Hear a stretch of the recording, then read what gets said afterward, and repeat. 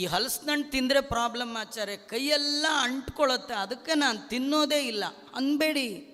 ಹಲಸಿನಣ್ಣು ತಿನ್ನಿ, ಆದರೆ ಬಿಚ್ಚುವಾಗ ಕೈಗೊಂಚೂರು ಎಣ್ಣೆ ಹಚ್ಕೊಂಡು ಹಲಸಿನಣ್ಣು ಕೈ ಹಾಕಿ, ಯಾವ ಅಂಟು ನಿಮಗೆ ಅಂಟ್ಕೊಳ್ಳಲ್ಲ. ಇದು ಬುದ್ಧಿವಂತರ ಲಕ್ಷಣ. ಹಲಸಿನಣ್ಣೇ ಬಿಟ್ಬಿಟ್ಟೆ ಇದ್ರ ಪೆದ್ದರ ಲಕ್ಷಣ, ಕರ್ಮವನ್ನೇ ಬಿಟ್ಟುಬಿಟ್ಟೆ ಇದು ಬುದ್ಧಿವಂತರ ಲಕ್ಷಣ ಅಲ್ಲ. ಇದು ಕೃಷ್ಣ ಹೇಳ್ತಾನೆ.